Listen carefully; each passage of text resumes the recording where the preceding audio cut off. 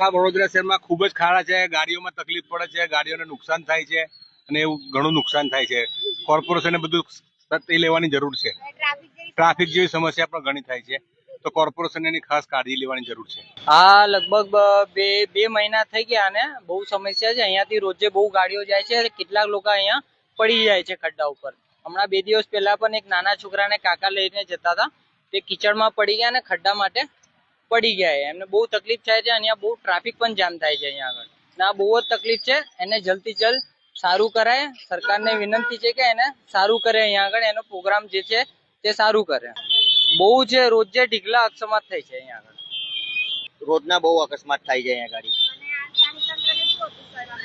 આ જે જલ્દથી જલ્દ ખાડા પૂરવાનું છે, આ રોડનું લેવલ લાવવાનું છે, એના માટે અમારી દુકાન છે સામે તઈ મચ્છર બેસવા નહીં દે. મચ્છર એ પ્રોબ્લેમ કરે છે, એના માટે અમારે તકલીફ પડી રહી.